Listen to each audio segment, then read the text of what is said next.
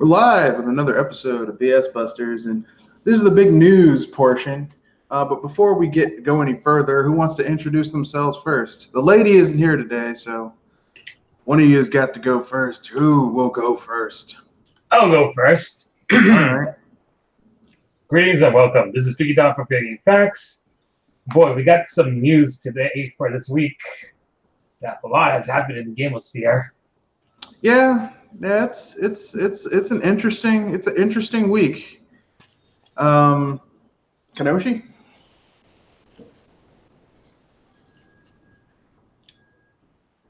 Hello, this is Kenoshi Abominito. Glad to be on another one of these BS Busters. All right, glad to have you. And of course, it's me, Mr. Red Fox, owner and proprietor of BS Busters. But before we go any further, I guess I should just give you a general gist of what we're going to do. The first part of this podcast will be covering the general news of the week. But then we got something special for the main part. It involves EA and them struggling with the public perception that they're the bad guys. But before we go into that topic, I guess we got to get through the general news of the week. So without much ado, let's get into it. All right. First and foremost is the passing of Eternal Darkness composer Stephen Hennepin. Yeah, he died. I don't know. I never played that game, but I heard a lot of people liked it.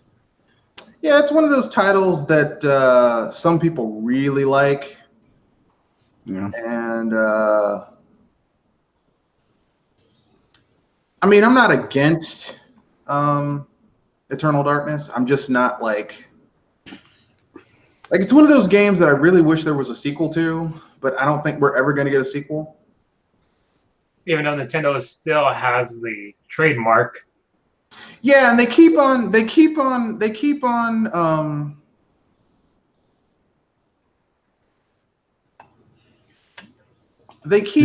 renewing it. Yeah, they keep on renewing it, but I don't think they're ever going to make a sequel. Yeah, they might as well just sell it for a high price.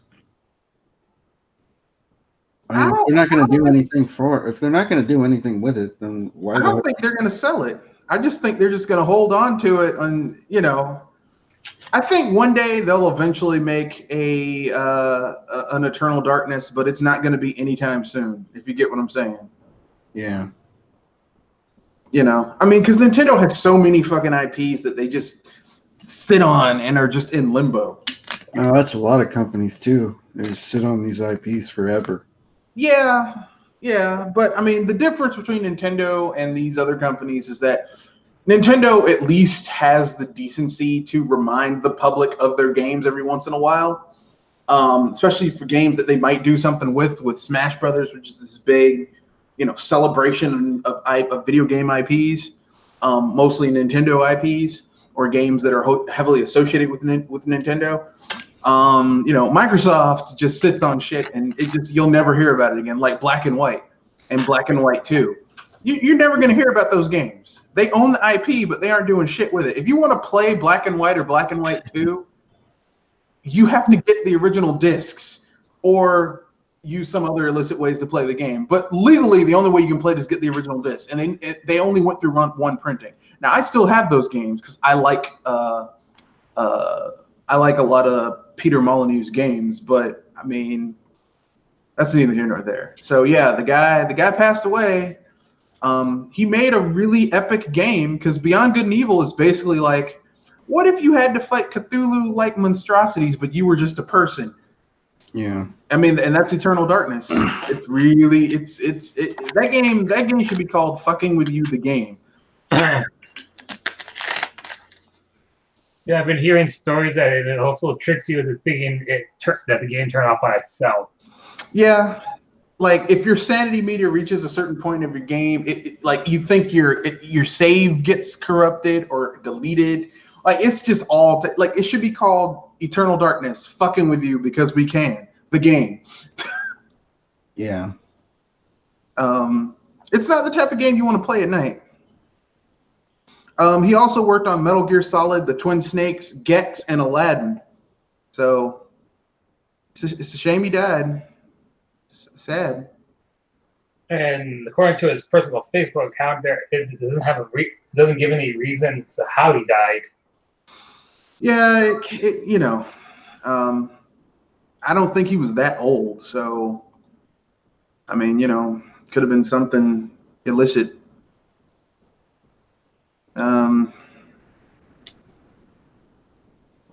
With that downer. Any other news anyone wants to cover before we get to the main topic? GameStop. What'd they do this time? Let's see. According to this article on CCN, GameStop's endgame, the company's lack of clear vision or endgame will likely be either a buyout or bankruptcy. Well, I don't think. No, I understand what you're saying. I don't think they're going to get a buyout because they tried to do a buyout earlier this year and they couldn't get it, so they had to take themselves off the chopping block to get bought out. I think they're probably going to go bankrupt.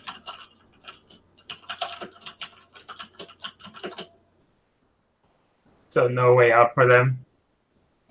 I mean, there's always a way out, but I mean, really, like the way I feel about GameStop is this. GameStop, like I went to the mall yesterday. Was it yesterday? Yesterday was Friday. Yeah, I went to the mall yesterday because I had to get some stuff. I had to get some stuff from Costco, and the way the closest Costco is near me, it's connected to a mall. But the Costco didn't open till like 10, so I was like, I've got to kill like 30, 40 minutes. So I walked the mall, and GameStop was open while I was walking the mall, and they were like seriously, there was like one dude in there, and they were selling all this shit that no one wants, and I'm like GameStop, like right next to that GameStop used to be a Radio Shack, and now it's gone because Radio Shack no longer exists, and I'm just like, GameStop, like you just like they built their business off of fucking people over. Selling people. Basically, GameStop, when they where they really fucked up was when they bought EB Games and KB Toys. Like they expanded way too much, and they didn't. Like Microsoft and who else? Microsoft and Starbucks did the same. Not Microsoft. McDonald's and Starbucks did the same thing. Like Starbucks used to be like only in the Washington state. And then when they went national, like you saw Starbucks all over the place, and it cut up the market. Like the market was too small to sustain all that, which is why you saw a lot of Starbucks go out of business. The problem with GameStop is that they bought all their competition, and there was EBs. There was GameStops everywhere, and it was like, this is ridiculous, Because I went to one mall, there was like 4 fucking GameStops in the mall, and I don't mean like in the area. I mean in that one mall. 4 GameStops. There was one on the east side of the mall, one on the west side of the mall, one near one of the food courts, and one that was kind of like in this weird kind of like way tucked into the northern part of the mall. And I'm like, that's too many GameStops. And because really, how many GameStops do you need? Yeah.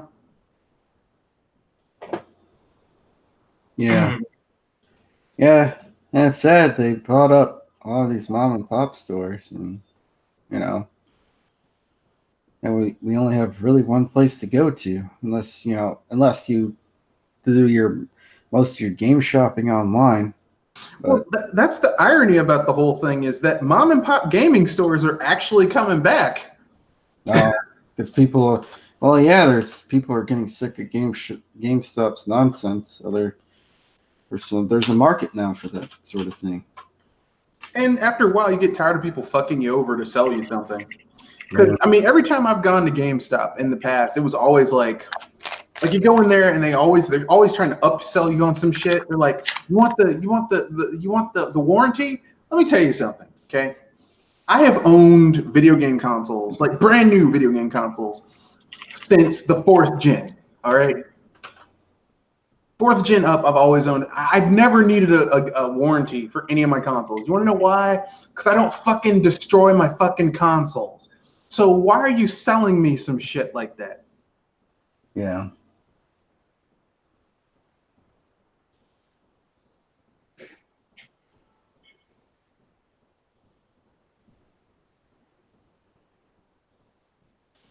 Yeah. So, but that's GameStop. I mean, your thoughts on this, Pinky? Well, I'm sad that I'll no longer have an official game store for me to go to buy my games. They were they were being a pretty bad company these days. Well, man, look at the bright side. You'll have Best Buy, you'll have Walmart. Although Walmart is just as bad from GameStop from the opposite direction. Right. I still got Best Buy, Target, Walmart as our alternatives. And plus, I mean, there's always online, which is in some ways just as good, if not in some ways better than GameStop. Sometimes.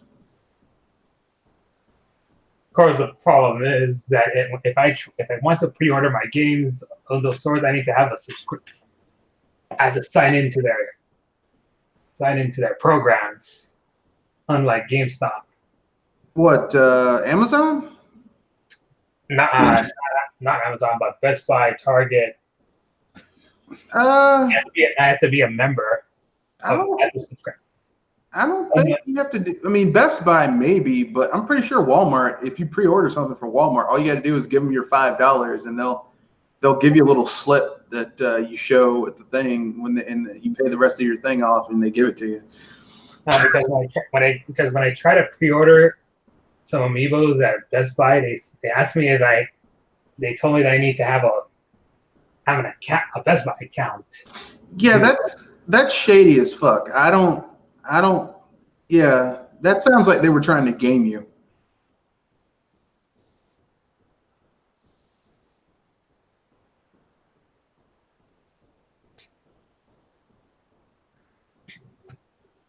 Of course.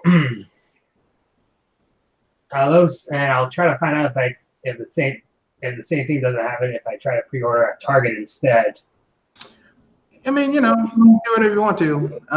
For me, I mean, I know some people GameStop is like their only refuge. Even though it's shitty, it's like better than the alternatives. Right. Which sounds like your case. It's like, yeah, it's shitty, but it's better than the alternatives. For me,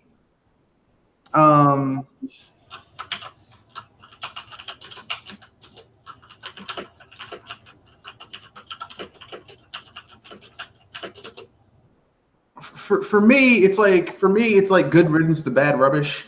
Like, I'm not saying that every GameStop is bad. They're obviously, like, it's disingenuous and kind of like illogical to say every GameStop is bad. There obviously statistically have to be some GameStops where people are good, where people treat you with respect, where the staff isn't always battering you to upsell you on shit that you don't want. But like, enough people have been hit with the bad GameStop employees and stances and policies that it kind of has hurt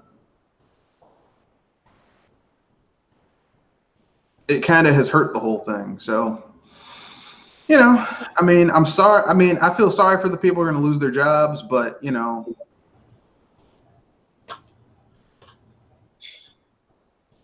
GameStop should have been better run.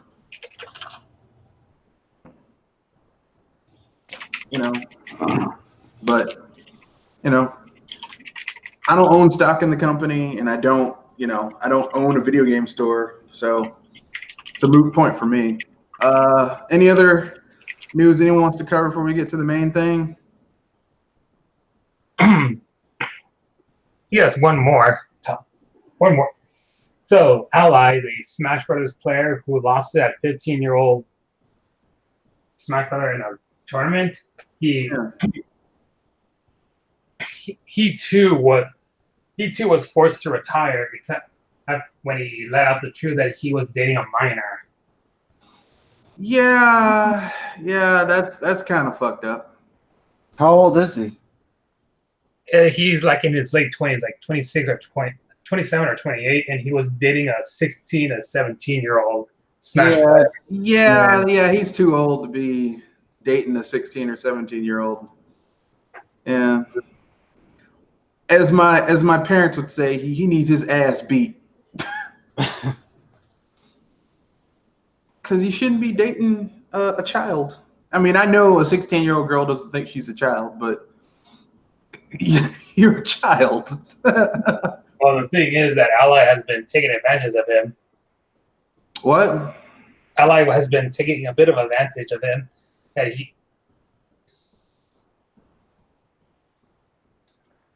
the minor in question is named Captain Zach, and up until now he was silent about his relationship with Ally.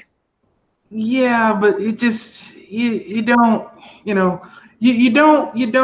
like. Okay, look, listen. Okay, when I was in my 20s would talk to women that were to young ladies, and I'd find out like, and these weren't like underage, but they were like way too young for me, and I'm like, yeah, no, and that was the end of it. Like once you find out someone is too young for you, you just nope. Not only the law, but also the drama. A lot of younger girls are just a pain to deal with. Yeah, it's just you don't want to deal with that shit, because people like to tell this lie that girls mature faster than boys, which is bullshit. It depends. The problem is people discount all the variables that maturity is just, I think it's just a matter of mentality. Girls think they're more mature than boys their own age. But really, if they were smart, they'd realize I'm 16. I don't have to pay rent. I live in my parents' house. All I have to do is go to school and get good grades and stay out of trouble. Great. Enjoy this shit while it lasts. Nope. So really, it's just kind of.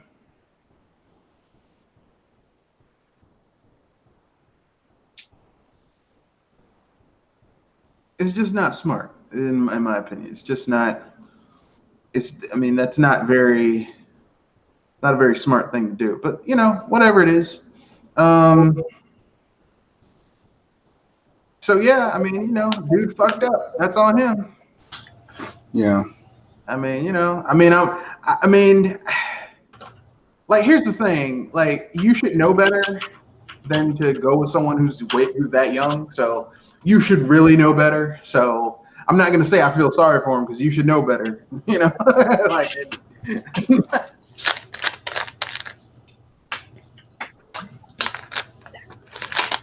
Yeah, ever since this news, as well as the 15-year-old player's early retirement, the competitive Smash community is under.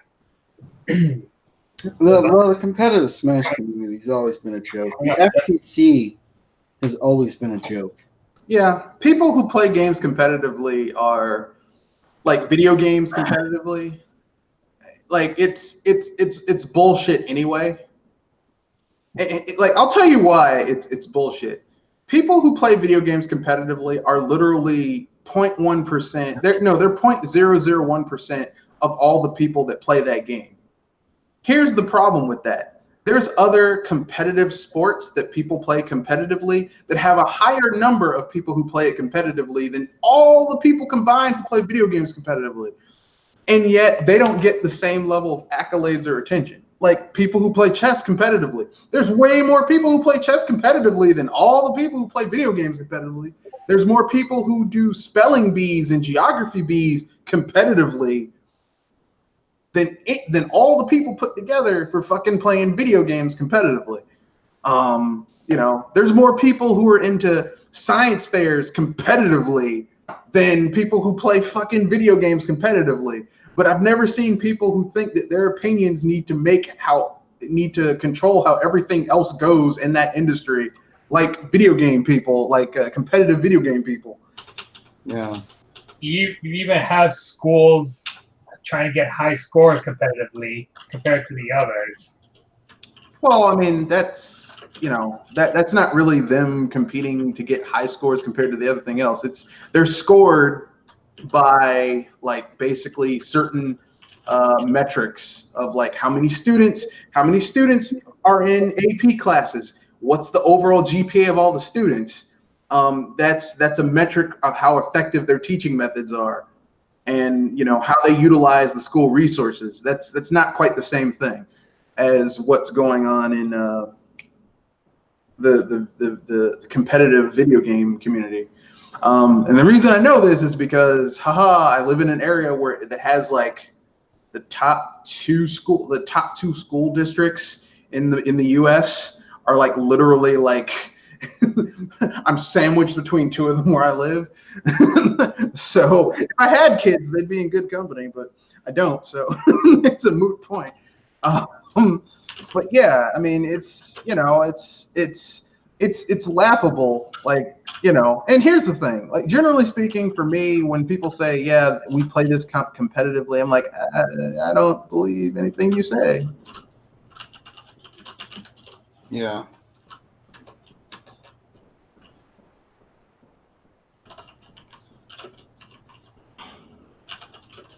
And I know some people are going to get mad because they're going to be like, what do you mean you don't believe anything we say? I don't believe. I don't like competitive gamers. People who play games competitively bore me, for lack of a better word.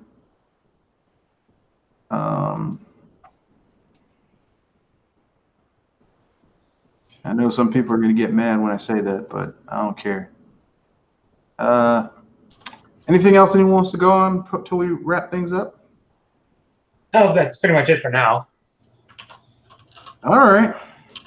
Then I guess we can go on to the main topic, the meat and potatoes of the podcast. So basically, oh wait, no, we got a few more things to cover. So basically, there's this awesome Suda51 interview that on Polygon. If you guys get a chance to watch it, to read it, it's pretty good. But at the end of it, like someone's asking, well, what would you basically tell people who haven't played the first two No More Heroes games? No, not you. I'm talking to my snake. You're walking around. Why would I be asking? What would you basically consider it? And the guy says, well, I'll put it really simply. It's a game where you've got kind of a Star Wars style lightsaber, and you take that lightsaber and you slice dudes in half. Pretty much anything comes in front of your eyeballs, you just kill the shit out of them as much as possible. Yeah. And reading this, like reading this interview, I'm just like, you know what? I like Suda51 because Suda51 to me is the anti. He's the anti Koji Igarashi, or not Koji Igarashi, the guy who was in charge of Devil's Third, Tomonobu Itagaki, and what's his name? The guy who did Metal Gear Solid. Forgot his name because I don't really play his games that much. Because Suda51 enjoys making games, the games he likes to make, but he also makes games that are fun. And even when they're cheesy, they're fun. Like Shadows of the Damned. Yeah. Any game that has your main character shooting people with his gun called the Boner, and he makes tons of dick jokes about his gun called the Boner. That's hilarious to me. So yeah, your guys' thoughts on No More Heroes 3? Be entertaining. I'm hoping that the first two games get re-released so that I can catch up. Well, if you have a Wii U, you can find the first two games for cheap. I'm pretty sure. I have the first. Yeah, I have the first two games on the Wii. Yeah, I have the first 2 games on the Wii as well. But if you have a Wii U, you also have a Wii, so you can, you can play those old games. Yeah, I mean, I'm gonna keep it real. No More Heroes 2 to me isn't quite as good as the first one. You know, it's got more flair, but it's not quite as fun. But I mean, overall, the whole thing is still a pretty damn good game. The different playable characters, Shinobu, Henry,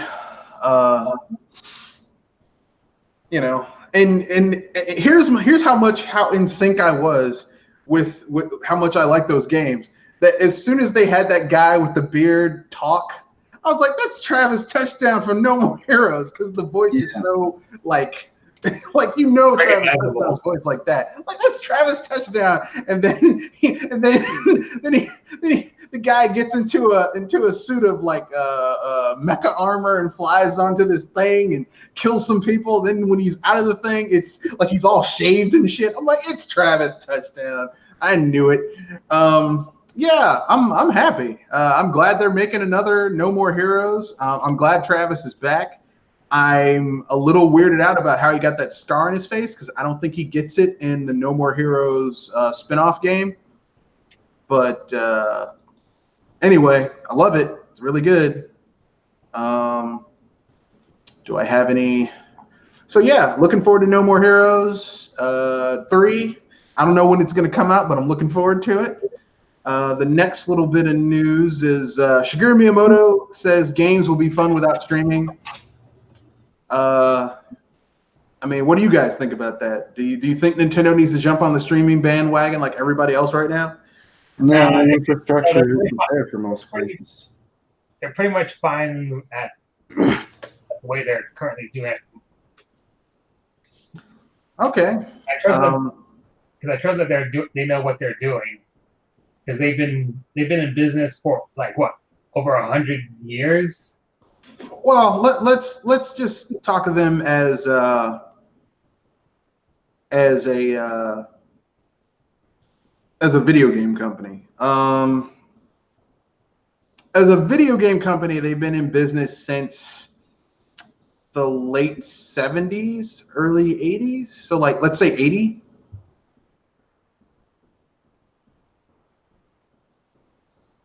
So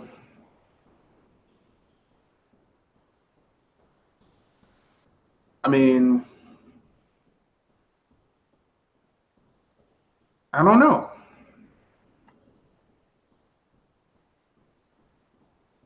Do you guys think anything? I mean, they tend to wait.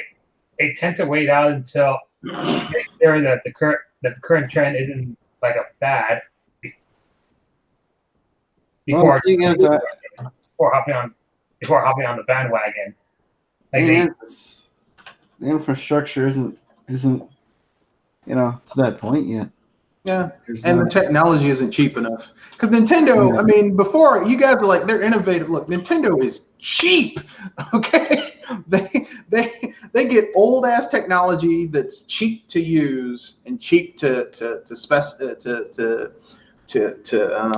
overhaul and rejigger to their purposes, and they do it cheap.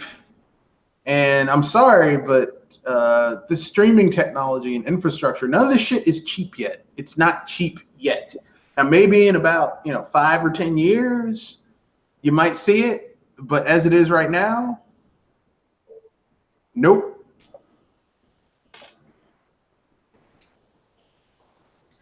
They had to wait about 5 years until DVDs became cheap enough for them to use for their games. What, DVDs, or are you talking about? I meant CD discs. Yeah, the disc thing wasn't.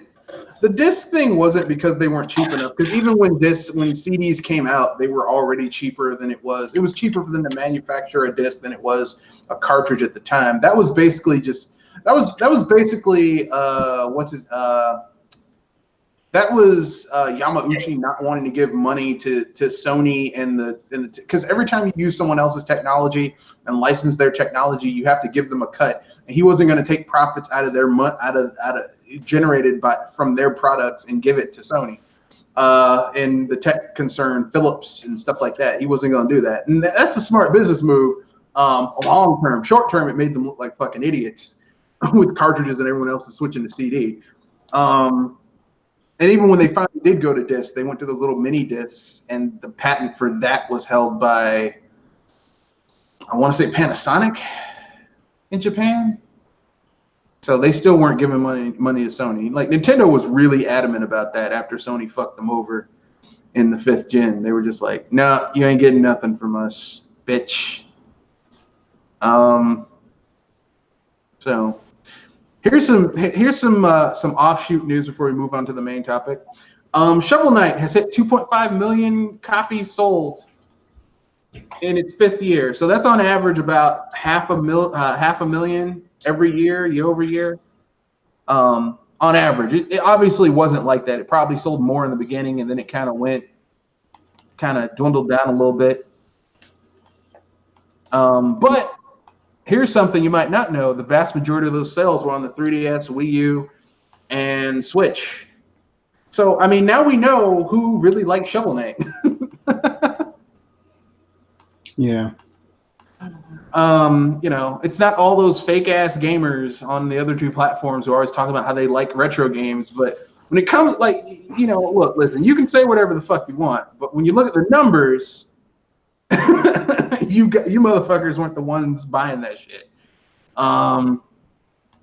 So basically, yeah. Shovel Knight was on 12 different platforms. It was on the Wii, it was on the 3DS, the Vita, the PS3, the Xbox 360, PS4, the the PS4. Was it on the PSP?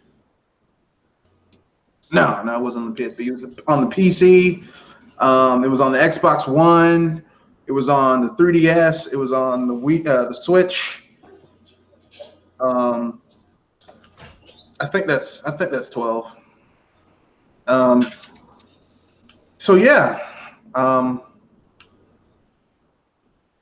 it's a big game. And I mean, here's the thing. This is like Shovel Knight isn't some established IP. Shovel Knight is a brand new IP. So for them to have made it that big, for their first game, that's pretty good. You guys have any thoughts on it? So what platforms does it sell the most on? The highest selling platforms for it were Nintendo platforms. So the 3DS, the Wii U, and the Switch. Those are the highest selling platforms for for Shovel Knight, followed by, I think, PC. Well, we know what they ever decide to make a sequel or make another game, who they're going to go to first. Yeah, they better not pull that shit that so many other people do. Yeah. Which I hate. I hate when other people do that shit.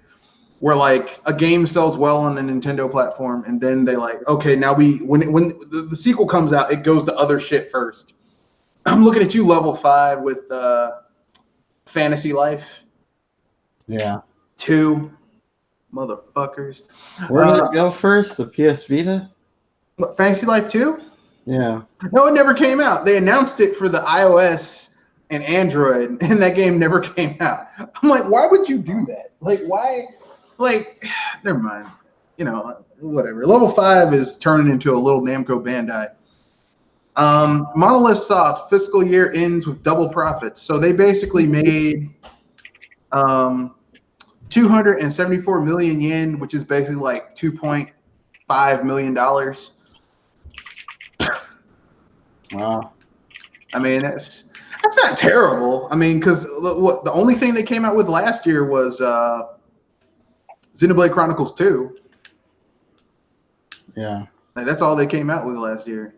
So they made money off of it. So they're making a re-release of Harvest Moon that originally came out on the Game Boy Advance. It was Mineral Town, the Mineral Town one. So I guess that's good. Yeah. I mean, I'm a Harvest Moon fan, so any type of Harvest Moon I'm happy with, as long as it's not that shitty one they released earlier that doesn't even look like a fucking Mario Harvest Moon game.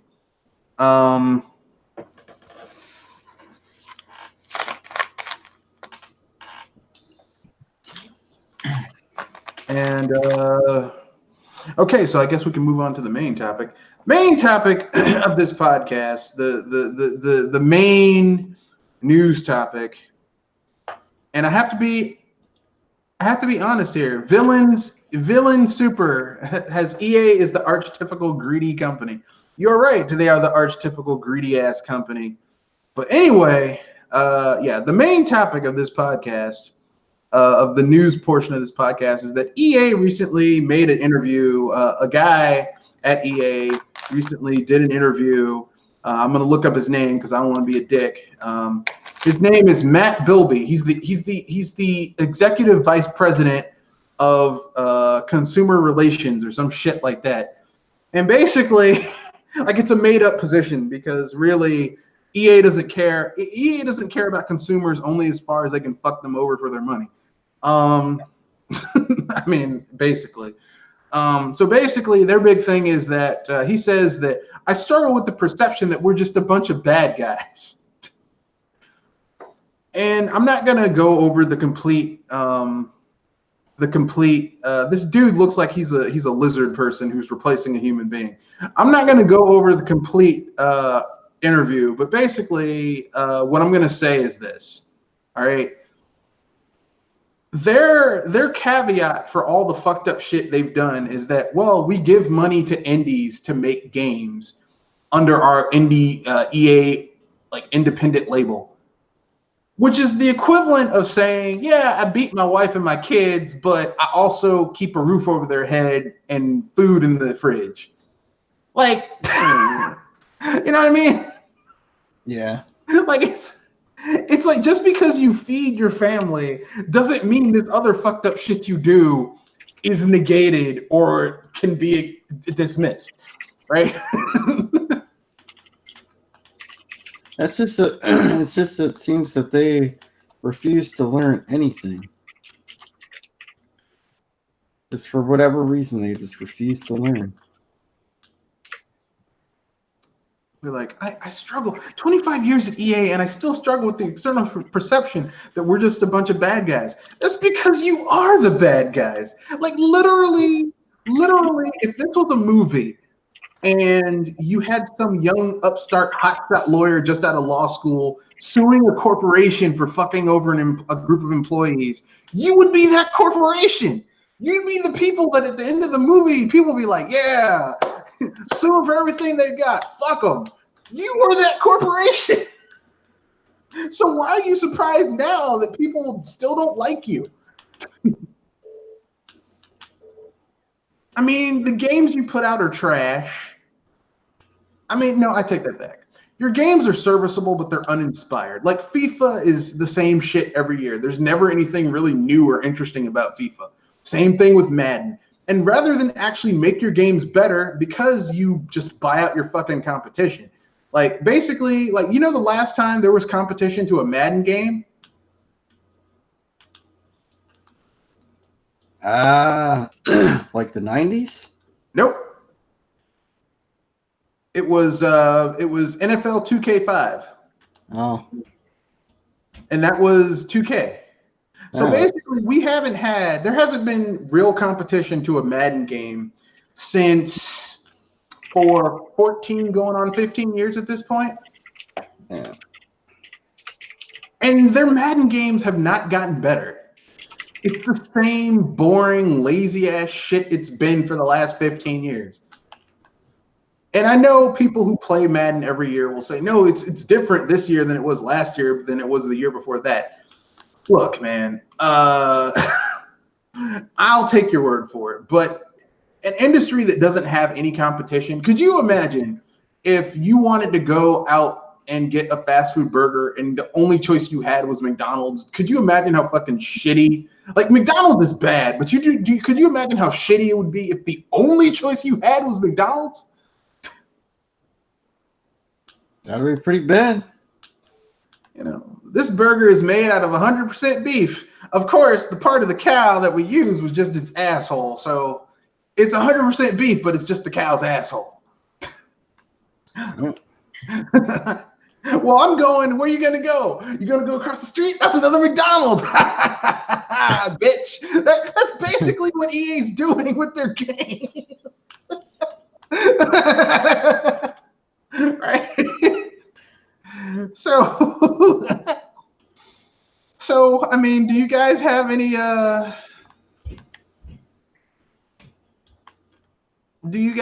thoughts on EA struggling with the perception that they're just a bunch of bad guys?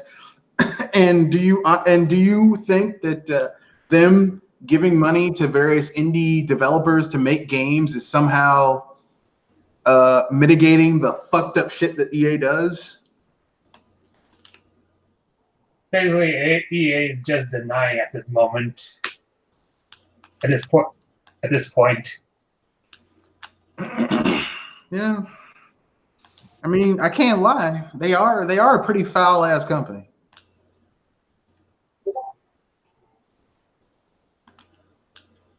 I don't really have much to say. Just, you know, again, the same thing. Just quit buying their stuff. It's not like, you know, it's not like they're the only company out there making games. Yeah, but that's the thing. If you want to play a football game, they're the only people who make a football game. Well, that is true. And there are people who don't play a lot of video games. Like they might play like a Let's Dance or some shit, but every year they will play a football game. That's what they like to play. My mom was friends with a lady who had 2 sons, and they loved fucking playing Madden. That was their shit. Every year they played Madden. Like come Thanksgiving, come New Year's, they would go to their mom's house, sit down, hook up their Xbox 360 or Xbox One, and play fucking Madden. And you know what? You know, I don't want to say to those people, well, don't play your family activity that you play with your brother and amongst your cousins and shit like that, you know? Like, but here's the thing. Don't buy that shit day one. Wait a month. Yeah. Literally, just wait a fucking month. Let them stop taking your money for granted. Because that's the problem with EA is that, you know, they get the money too easy. Yep.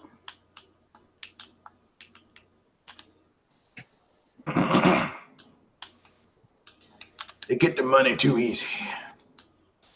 But you know, what can I say? It's EA. I mean, you know, like, you know, EA's like, oh man, we, you know, oh, don't treat, oh, we're not the bad guys because we do good things for people. Let me tell you something. Just because someone does something good over here doesn't negate fucked up shit they do over there. Like, I'm going to give you an example of 2 people who do good things on one end, but fucked up shit on the other.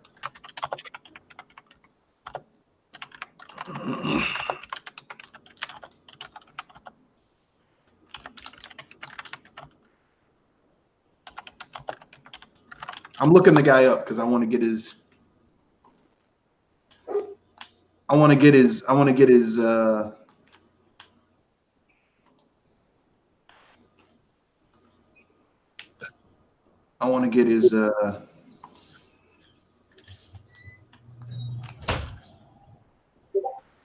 the dude's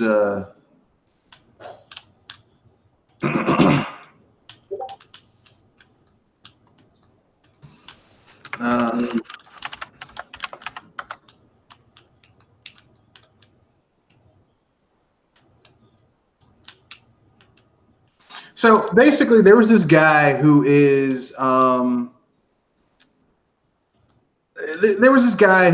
a civil rights leader. His name was James Bevel. All right. James Bevel is one of the guys who marched with Martin Luther King during the civil rights movement. Okay.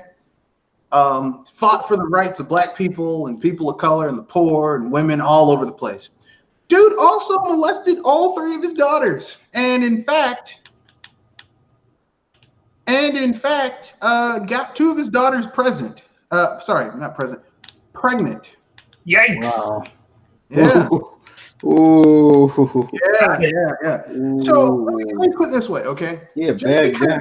Just because this man did some really good things on one end of the spectrum doesn't change the fucked up shit he did to his kids.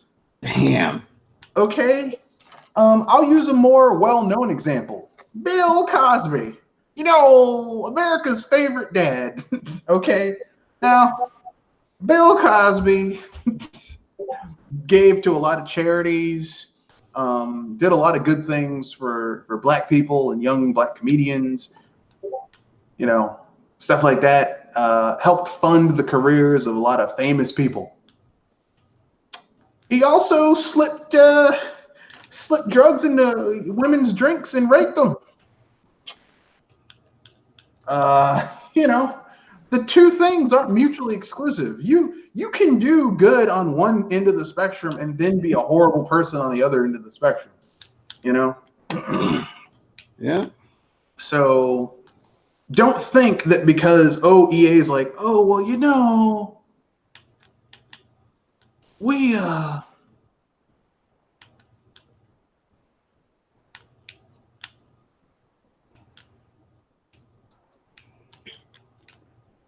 you know, guys, we just want to we're good. We give money to indies. Like, that makes up for all the studios you guys closed, all the game IPs you guys have run into the ground and destroyed, all of the legendary developers whose IPs they created and shepherded to greatness you guys have run into the ground and or destroyed completely. You know, no. You throw a few crumbs to some indie developers. Oh joy. Like, that's gonna make up for all the other fucked up shit you guys did. It's laughable. It's laughable. And I find it offensive.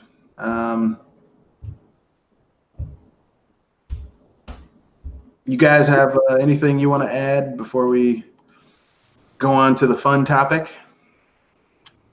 No, that's it. Regarding your example, I also have another example alongside with those other two people you mentioned. All right. Gandhi. Oh yeah. Yeah, Gandhi, child molester. And also the real reason why he wanted civil rights for Indians is because he doesn't want to be grouped with black people. Yes, he also was a racist and an anti-Semite. But you know, great man. But that being said, I guess we can move on. For those of you who are watching the video, you can go to the comment section and talk mad shit if you want to, or you can give us some of your ideas. So basically, before we move on, I guess collectively, we can tell EA to go fuck themselves. There's nothing I've really like. What was the last EA game you guys bought? I think the last EA game I bought was, I believe that NBA game that had Mario, Peach, and Luigi as guests. So the NBA game on the GameCube. Yeah. The NBA Street game on the GameCube. That was actually a pretty good game, though. That was a legitimate game. The last game I bought and enjoyed is probably one of the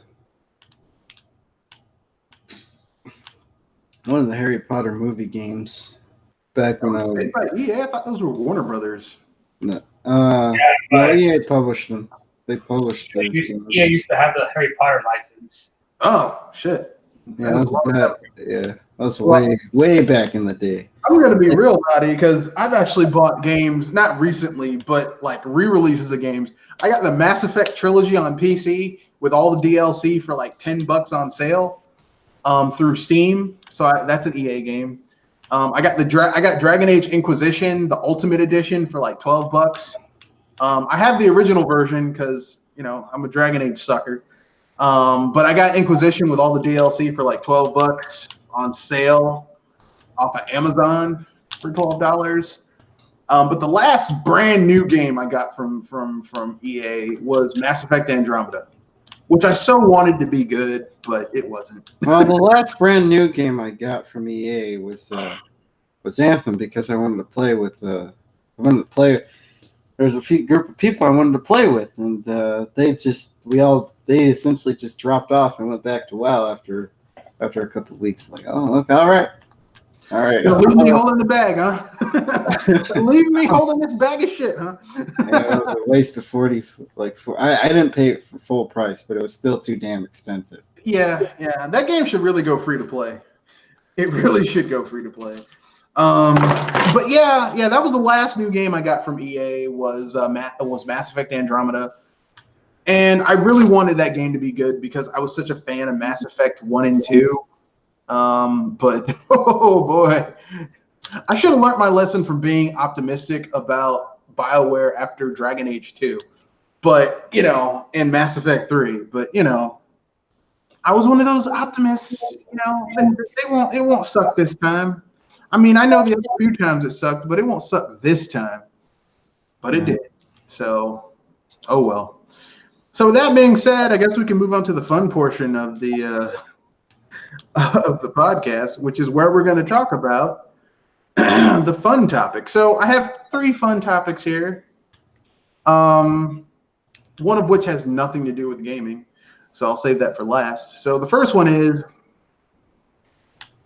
you have 4 games, and you can choose which one to banish forever. Like it never existed, okay? The 4 games are The Legend of Zelda, Uncharted,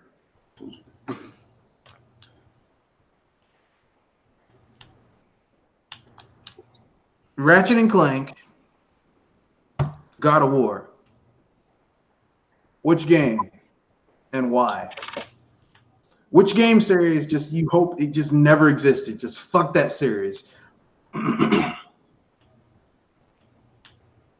See, what are the choices? I know Zelda, Ratchet and Clank, and God of War. But the other choices, or just those? Zelda, Ratchet and Clank. So Zelda, Ratchet and Clank, Uncharted, the Uncharted franchise, and God of War. Oh, let's see. I'll have to pick the Uncharted series because I feel like it's redundant in comparison to the Tomb Raider series. All right. Okay. Kenoshi? Uncharted, because there was only one good game in that series. I'm going to go God of War. I don't like God of War. I've never liked God of War.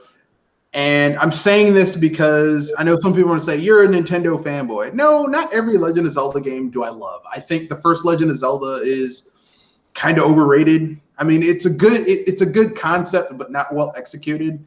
I think Legend of Zelda 2 is a nice experiment. Once again, not well executed. But God of War, for someone like me who loves Greek mythology and the stories and stuff, God of War is just garbage. So I wish that it never existed. Like, I'm like, fuck this franchise. Is it because of its story or its gameplay? The story and the gameplay. Like, the gameplay is shallow as fuck. Like, God of War is basically Ninja Gaiden for stupid people. Like, and when I say Ninja Gaiden, I don't mean the old school 2D Ninja Gaidens. I mean the 3D Tomonobu Itagaki Ninja Gaidens, where basically you actually had to fucking learn combos. Like, when you fought new enemies, you had to use certain combos to even do damage to them or open them up to attacks. God of War was like that, but for stupid people who didn't want to put the effort into learning different combos. Because basically, you could beat a God of War just knowing 3 combos. Beat the whole game, 3 combos, you're good. It's kind of like, ugh, this is the best you got, really? This is the top of the rock for you? Seriously? Yeah. So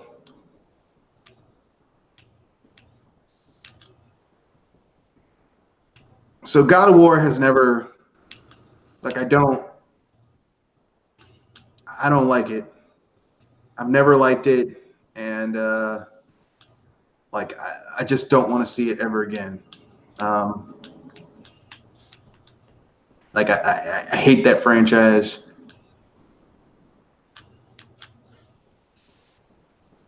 But anyway, guess we can move on to the next fun topic. What franchise do you think deserves a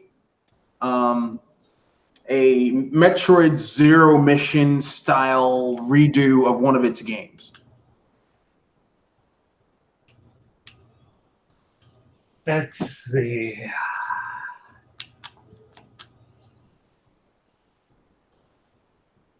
I'm thinking either the original Kid Icarus, the original Legend of Zelda, or the original Ninja Gaiden.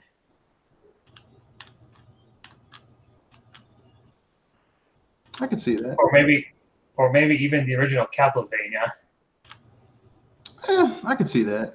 Although technically speaking, if you go by Super Castlevania 4, it is kind of a All right, yeah, Zero Mission style. a Zero Mission style, yeah.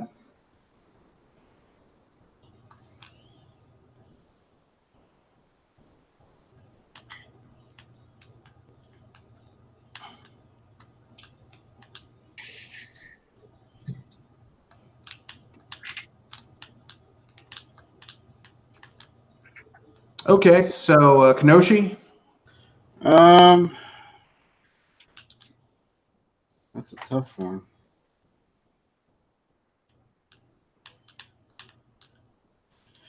Let's see. The game needs a zero.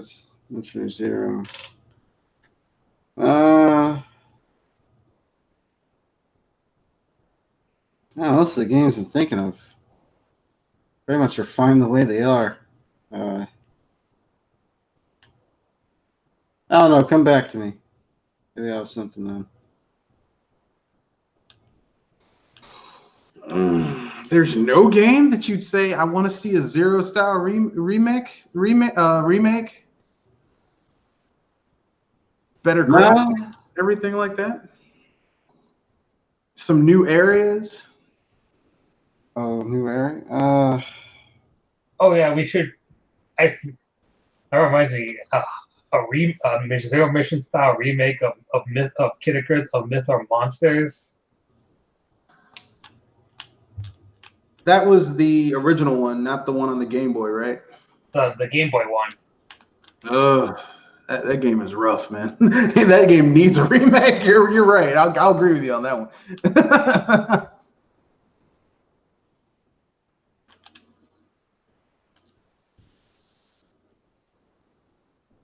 Maybe no,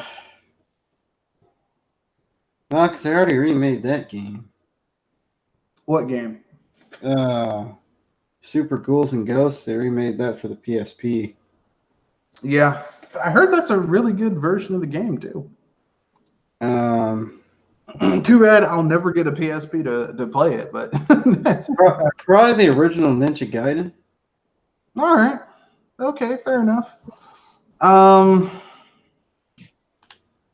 Okay. I'll tell you a game that needs to be remade from the ground up, and it's going to be a somewhat modern game, but I think you could pull it off. GTA San Andreas.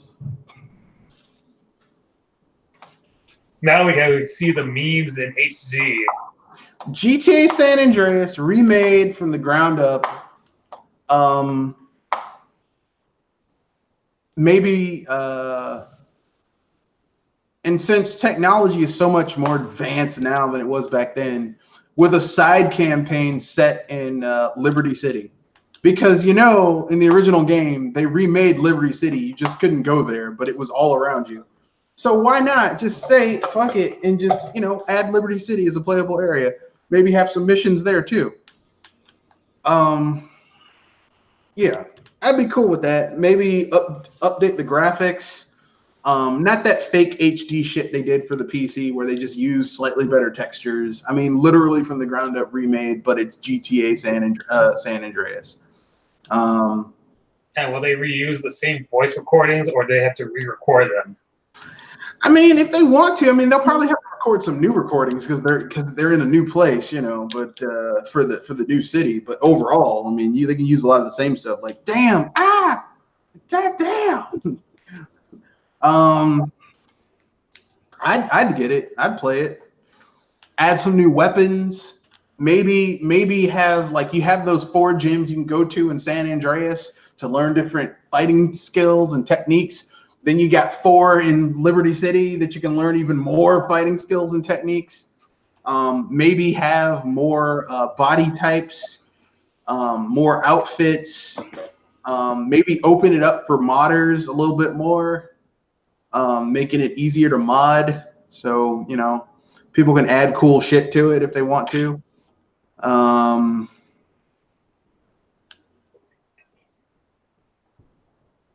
Yeah, I'd be down with it. But then again, I'm a GTA San Andreas fanboy, so like that's like my favorite GTA. More than Vice City or GTA 5 or GTA 4. Although GTA Vice City is kind of a close second because I do like that game, but it's not my favorite. So,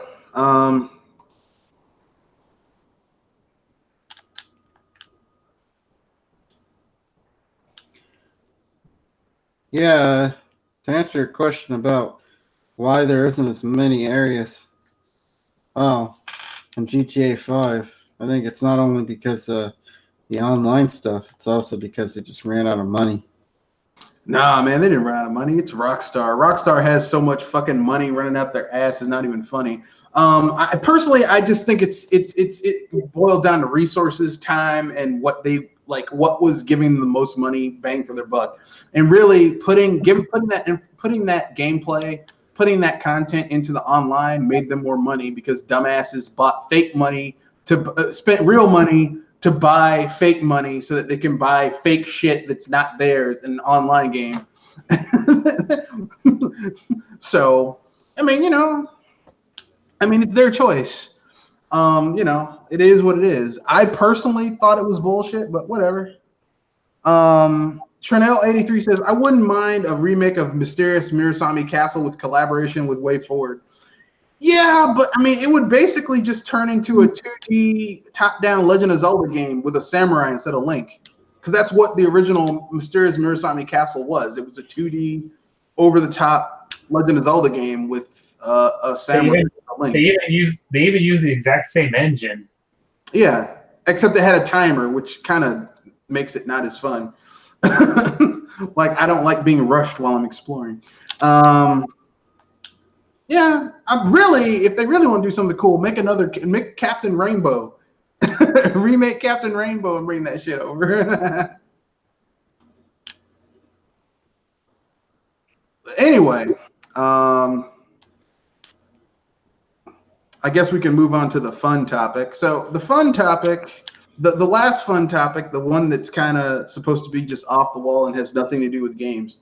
Okay, you can bring back any show for the modern age. Even if the stars are dead, you can bring them back to the modern age. New episodes continue the series. What TV show would you do?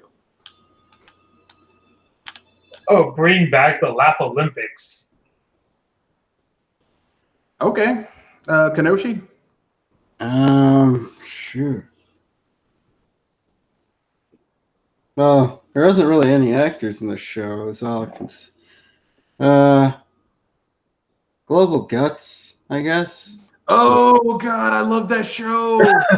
You could, especially with you could add like Ninja Warrior type courses and stuff like that. So we can see kids get hit in the face with you could do so many crazy different things now. As long as they bring back that song. Do do do do, you have it, Guts. I remember watching that every think that came out Sunday night or Saturday night. I can't remember. Friday. Came No, out weekend. no, it's Saturday. You're right. It's Saturday. It was Guts. It was Guts and what was that other show? Legends of the Hidden Temple. With Yeah. Paul Mack. and the kids never, like, it was so rare that the kids won in that damn show because they'd have somebody just pop out and grab their ass. It was creepy, man. I know those kids have nightmares about strange people grabbing them in the temple. Yeah. Welcome to the Legends of the Hidden Temple. Yeah.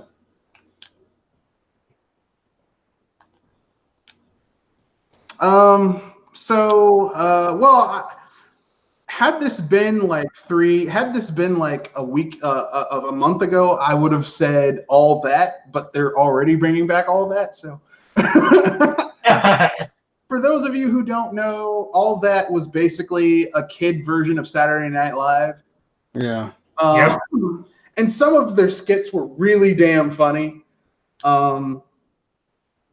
Especially in the early season. Like they had this one skit where it was like it was about this old disco group called CJ and the Cloudy Nights, and it was just like hilarious because they did a cover of Boogie Nights, except it was CJ and the Cloudy Nights, so whatever.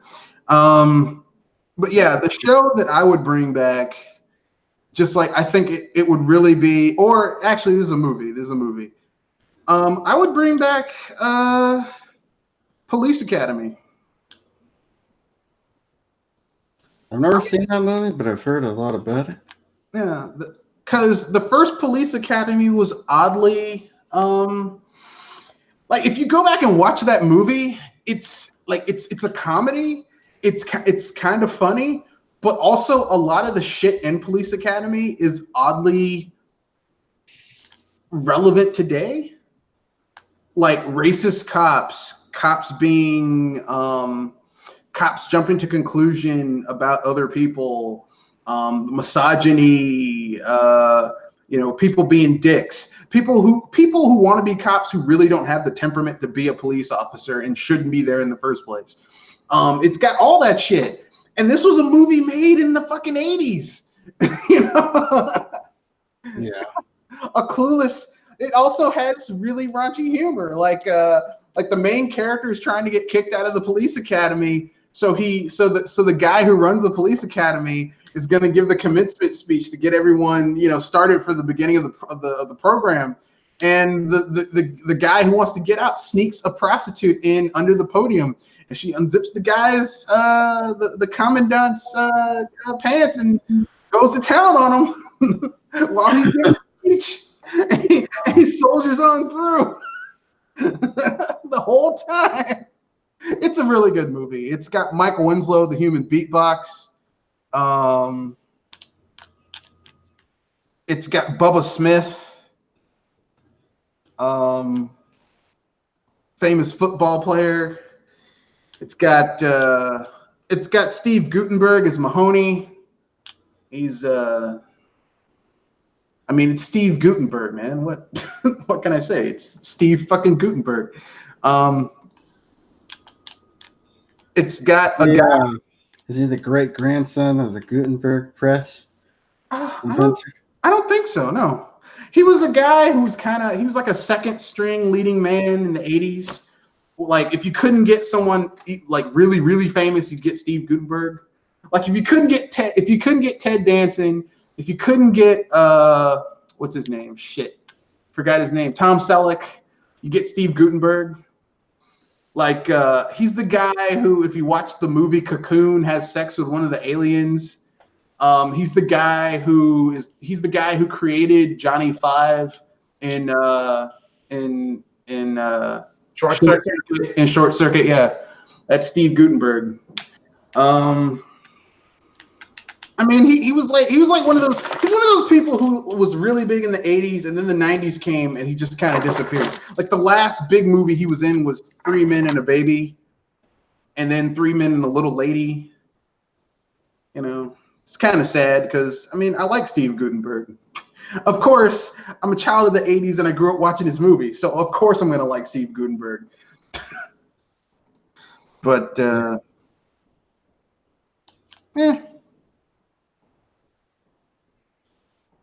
Then again, I also like Tom Selleck, but just because he had the mustache. The mustache gave him all of his power. Like, I saw this movie where he cut off his mustache. I'm like, man, how the fuck? Don't do that, Tom. Don't cut off the stash, baby. So, that being said, anyone have anything they want to bring up before we wrap things up? Let's see if any gaming related news.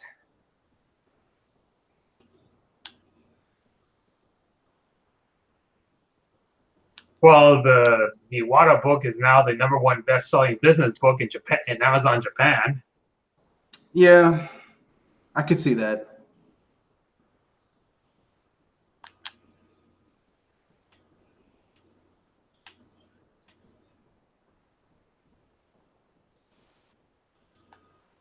And it's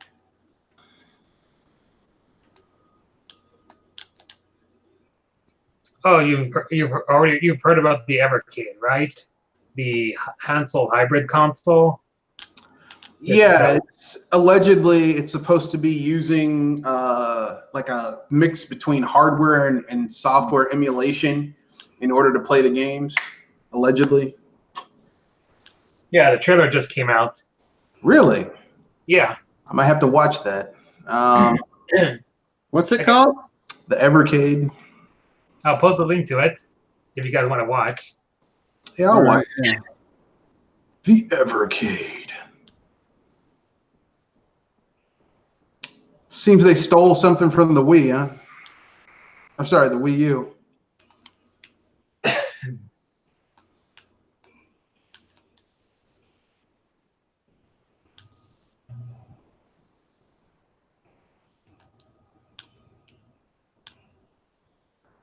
Oh. So it's a handheld console with unique multi-game retro cartridges from leading game publishers and console. So it's an 16-bit. I mean, it's like $80 US. So, and the cartridges are like $20. I mean, it's nice. I mean, it's a nice idea. So is this original games that they're doing, or? No, it's like collections of like of old 8-bit to 16-bit video games. Yeah. So obviously you're not going to see any Nintendo shit, but you'll probably see Atari stuff and maybe like TurboGrafx-16, Hudson Soft shit, you know. You might see Sega because Sega will put their shit on anything. They don't give a fuck. Please love us. Please love us. Even arcade games. Yeah, Sega does not care. Sega gives no fucks. They're like, look, we trying to get paid, bitch. We're trying to get that money, son.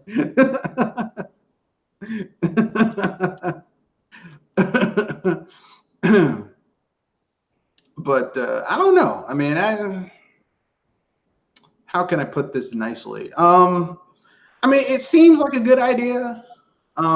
Like, here's the thing. Anytime we can get people into gaming, I'm happy. You know, I want to see more people playing video games. And for the stigma of people playing video games to be less of a thing. You know what I mean? Right. But I have to also play the devil's advocate a little bit and say, like, the strength of this little handheld is going to be what games that they have available.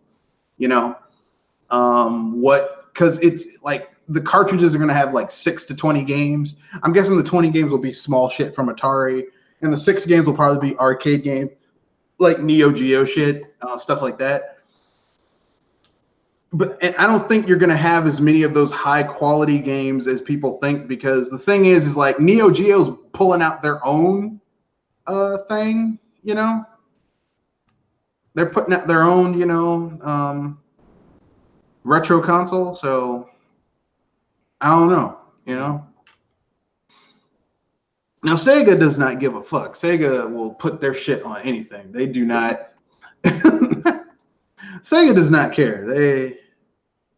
If they could get their shit to run on a fucking graphics calculator, they'd do it. Yep. Yeah. This shit's running on a graphics calculator. Good. Sonic the Hedgehog. But I mean, other companies are a little bit more discerning about where they put their shit.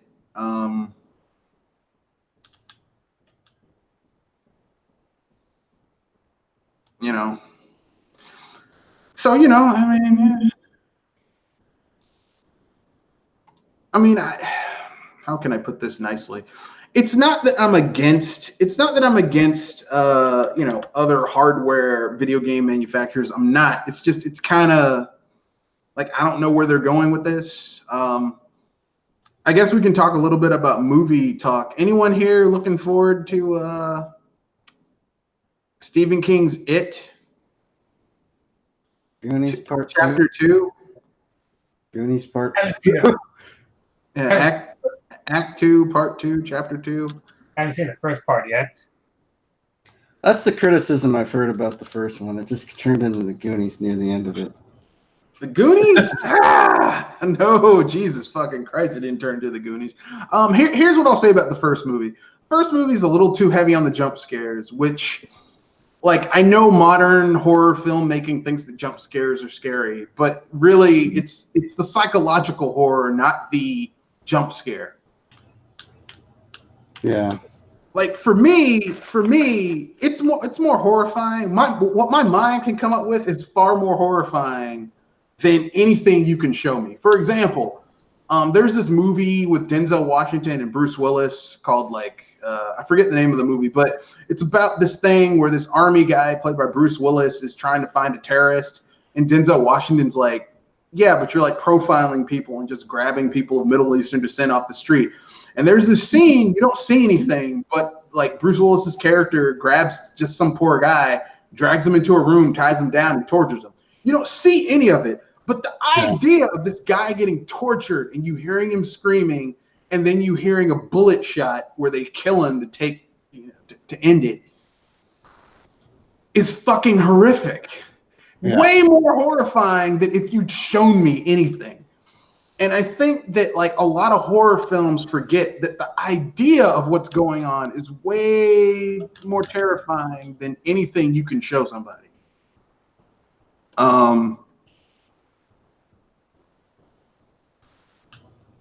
So hopefully the next, this film will have less jump scares and more tension building, and Jesus Christ, that's fucked up. Because, yeah. I mean, personally, I fucking hate, I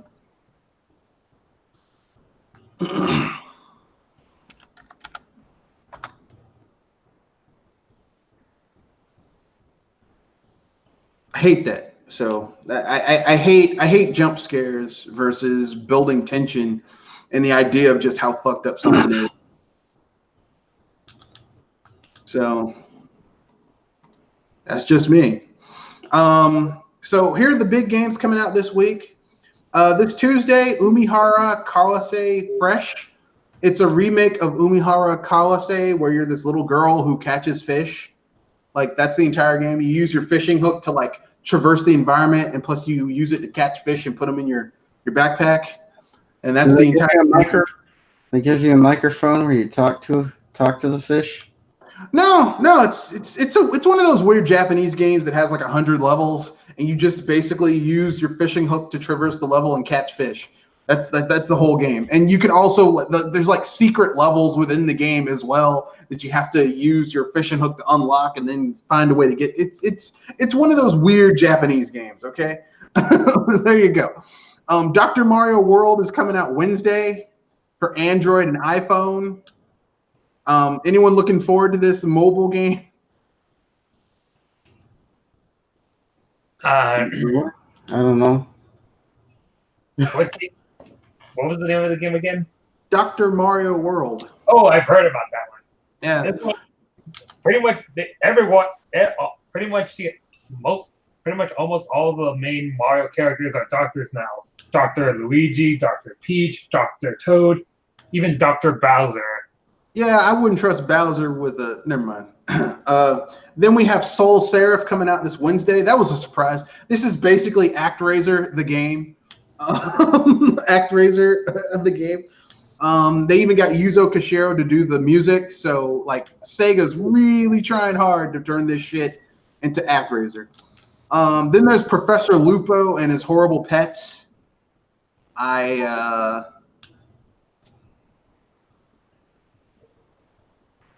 Trailer for it looks interesting, but I don't know. And of course, this Friday, Professor Lupo and his horrible pets. It's like one of those puzzle games where like one character is really helpless, so you have to use the other characters to get to move stuff around in order to get that character to the end. Like Eco? Yeah, kind of like that. Kind of like that, but there's more characters than that. It's not just this one character on an escort mission. Think of it kind of like Lemmings. It's like Lemmings, yeah. Oh, okay. Dragon Quest Builders 2 is coming out for the PS4 and the Switch this Friday.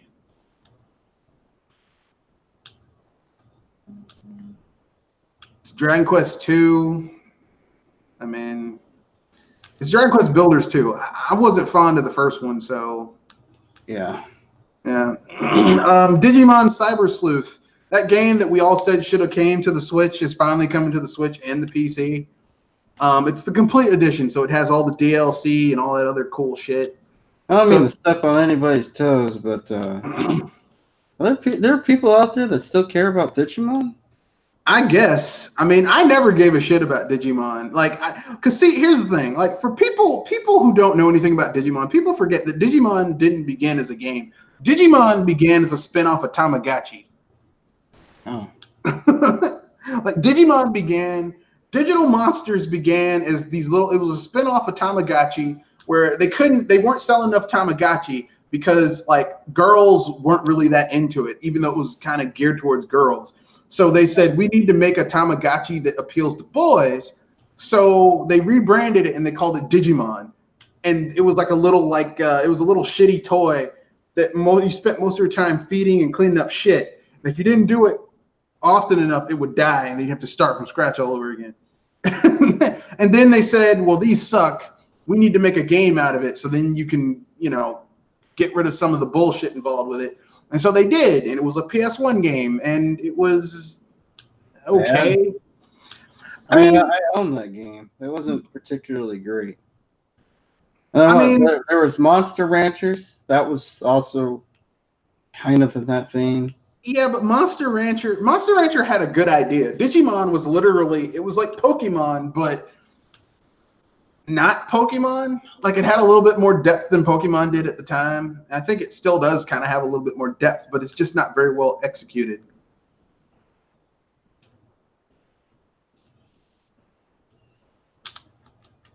But whatever.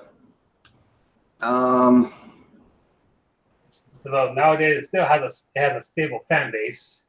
What, Digimon? Yeah. Well, the reason people like Digimon these days is because of the cartoon and the anime. And I'm not gonna lie, man. That anime, especially the first series with that awesome kind of rap opening, Digimon. I'm telling you, it kicked the shit out of Pokemon. Oh yeah, anime-wise, the Digimon anime kicked the shit out of anything coming out of Pokemon. I'm sorry. Yeah, it was a better story. It had better stakes, more interesting characters. The monsters' evolutions were more badass. Yep. And it actually had evolutions. Like when a monster fought another monster and won, it made fucking sense, and not that Pikachu's the magic bullet in Pokemon. For the longest time, Pikachu was the magic bullet Pokemon.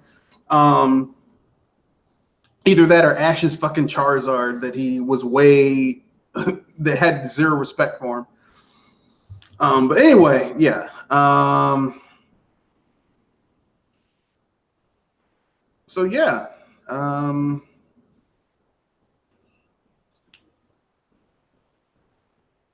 Digimon Cyber Sleuth is coming out. Apparently, it's like part traditional RPG, part mystery game, part Digimon game. I don't know.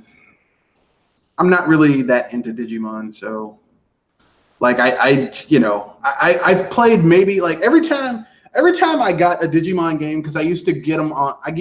They'd have them in the discount bin at the local mom and pop store where I used to, like, a long time ago. They moved. They're still around, but they moved. And like you could get like when they were getting rid of their PS1, PS2 games, like you could pay $10 and get like 5 games. And so I'd get like a handful of games. It's like a surprise bag. I'm like, oh, it's Digimon. I've tried. I can't get into Digimon. I'm sorry. Has a cool theme song though. The anime does. Yep. And one more to talk about. one more to discuss before we wrap things up. They announced an animated opening for Shantae 5, and it's done by Trigger Studios. Yeah, I saw that. It's really cool. Trinell83 has a comment from when we were talking about what to bring, a movie or show to bring back. He says, "Bring back the cartoon show Cops." That'd be cool if they brought back that guy who had the deep voice, who's the main character of that show. It's crime fighting time. They had a cartoon show for cops? Yeah, it wasn't. It was Cops as in COPS acronym, like C period O period P period S period, and they fought against this crime organization run by this guy named the Big Boss, who was basically like this criminal mastermind who, like, they'd get his henchmen, but he'd always get off. And like each of the cops had their own. It basically, look, it was a cartoon in the 80s whose sole purpose was to sell you toys. Because I remember the Cops toys, because the cool thing about the Cops toys is that they could all transform and they all had like little shit they could do and stuff like that. And it's based on an R-rated movie. What, Cops? Yeah. I don't think it is. That's what I've heard. No, I don't think it is.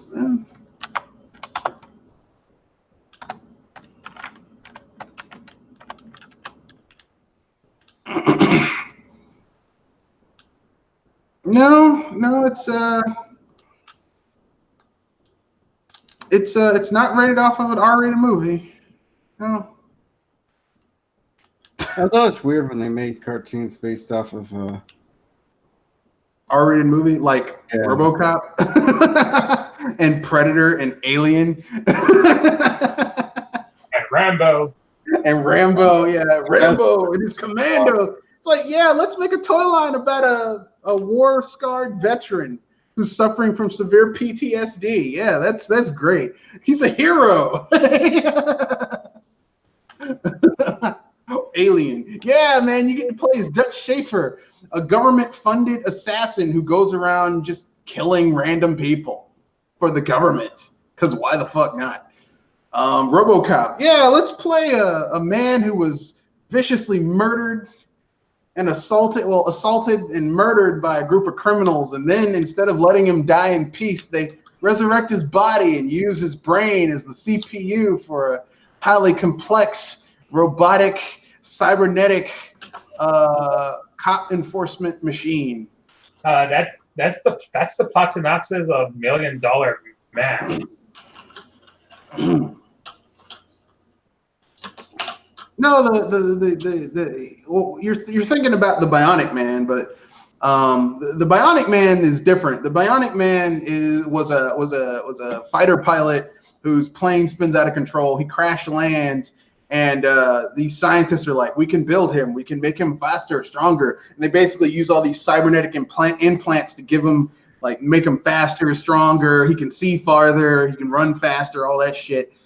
And because it was in the 70s and they didn't have the budget to do it, and Lee Majors was fat, they just put him in this unitard jumpsuit. And in order to make it seem like he was running fast, they used slow motion and make this weird sound. Hey man, it was the 70s. You could make everything cool look cool in slow motion. I mean, look at Magnum PI, which had one of the coolest theme songs ever.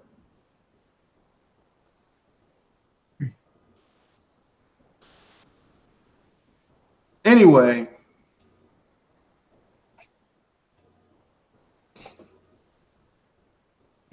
think that's it.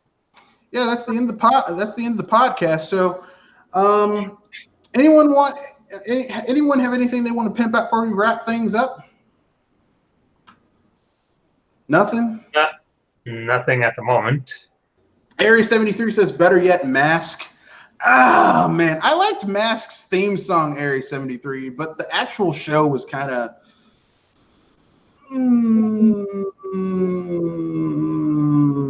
Yeah, these are the Mask had a crossover with Ace Ventura. No, Mask was this show about these group of crime-fighting mercenaries who hid their identities by wearing these masks that gave them special abilities. Plus, they drove special vehicles that could interact with the masks.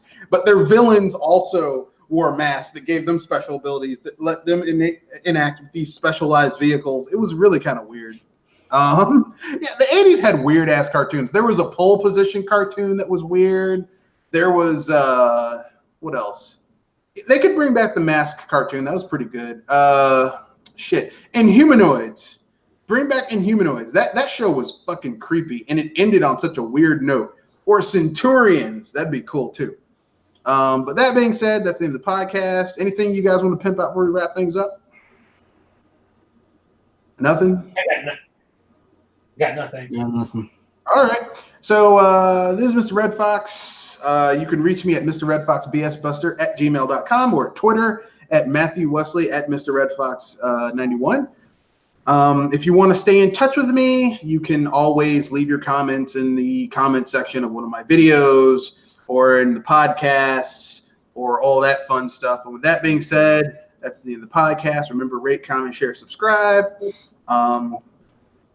Here on the BS Busters channel, where we shine a big shining spotlight on the bullshit, hypocrisy, and just load of horse shit that many video games that happens in the video gamosphere, which is the collective YouTube gaming industry news and all that fun stuff involved with video games. So with that being said, remember, rate, comment, share, subscribe, and peace out. And ring the bell. And hype responsibly.